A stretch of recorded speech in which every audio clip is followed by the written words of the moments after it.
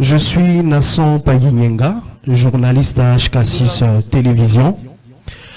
Alors, parmi les critiques formulées à votre récente production au Stade des Martyrs, selon le public, il n'y avait rien de spirituel. Vous nous avez offert un beau spectacle.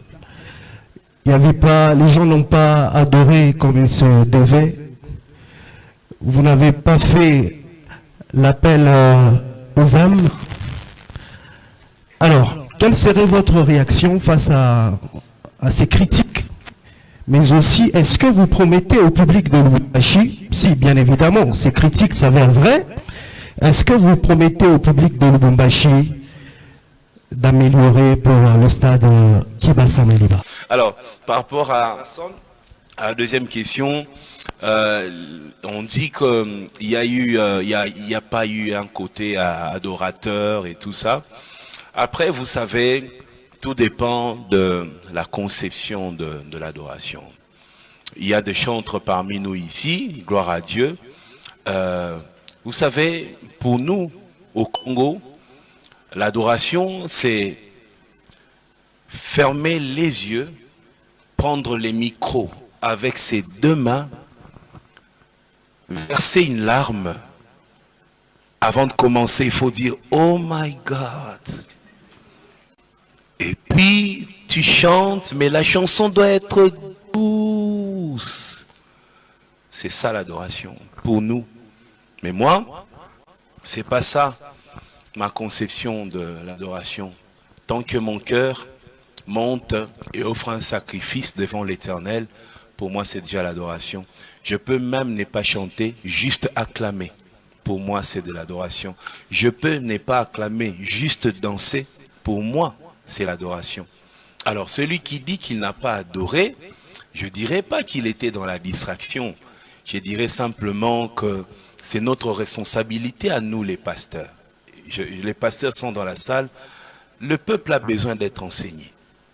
S'ils ne sont pas enseignés, il y aura toujours des critiques comme ça, et surtout venant de chrétiens. L'adoration, c'est pas seulement, même quand dans mon cœur, je suis en train de célébrer l'Éternel, je suis en train de l'adorer. Vous voyez, dans la Bible, quand on disait allons adorer, c'était allons offrir un sacrifice, c'est-à-dire ce que tu as. Et d'ailleurs, vous savez, j'ai toujours dit, la plus haute dimension de l'offrande que l'homme peut offrir, c'est le don de soi. Quand déjà est-ce que vous savez juste craindre Dieu, c'est adorer?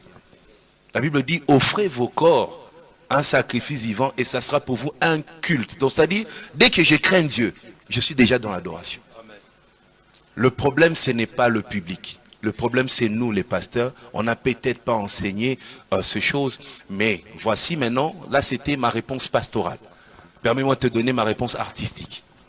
Ma réponse artistique est que le jour de l'événement, c'était le 19 mai, il y a eu à 5 h du matin une tentative de coup d'État.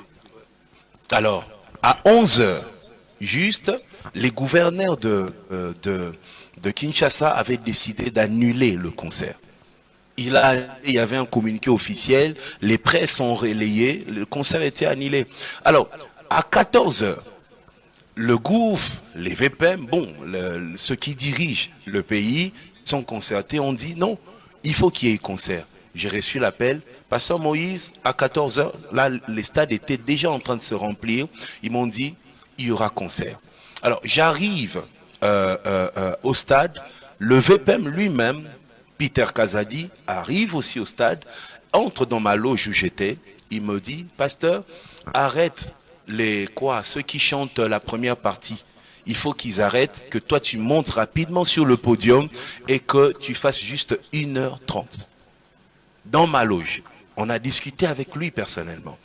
Il a laissé autour de moi des policiers qui avaient pour objectif de me rappeler tout le temps, descends, on doit évacuer. Vous voyez, vous remarquerez que je suis entré dans le stade dans un camion de la police blindé.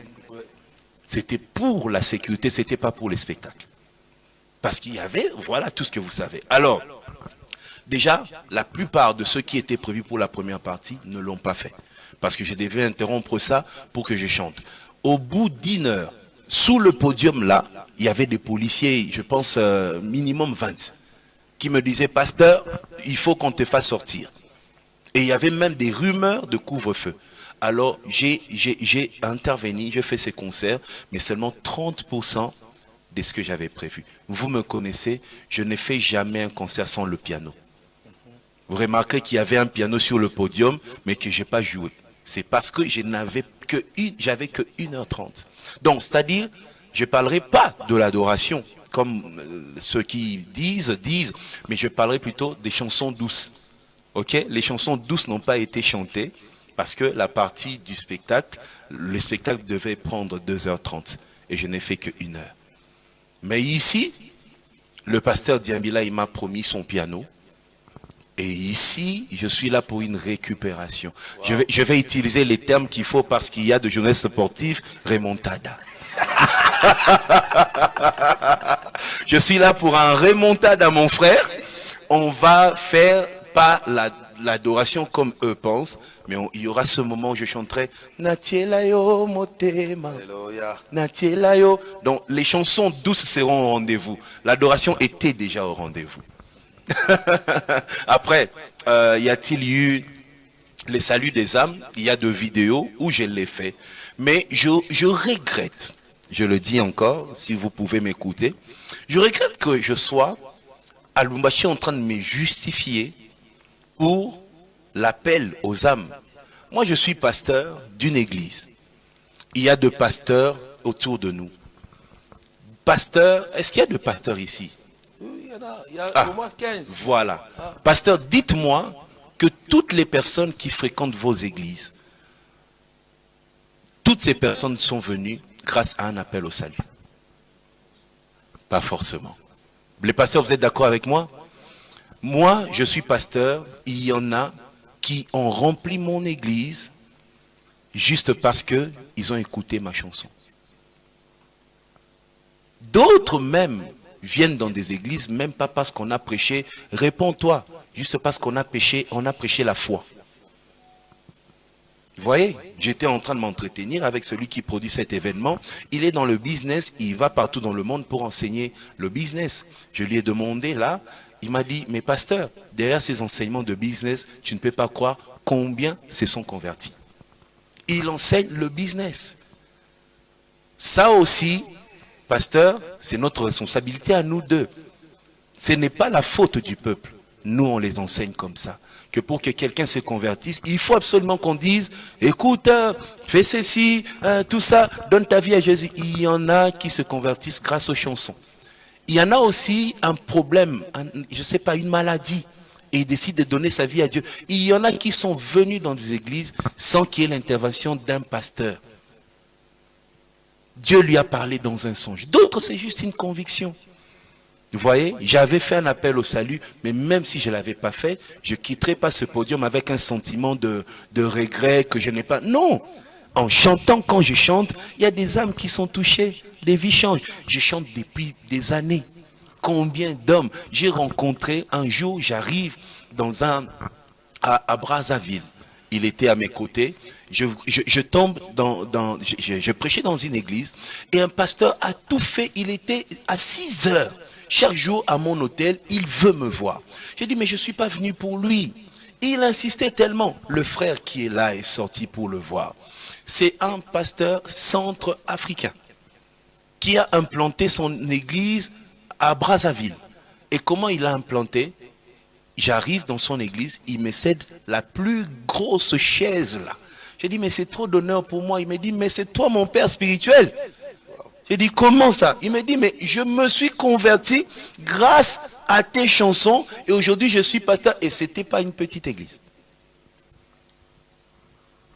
Le problème, c'est nous les pasteurs. Je pense qu'ici, on doit avoir une réunion de pasteurs parler de ces choses.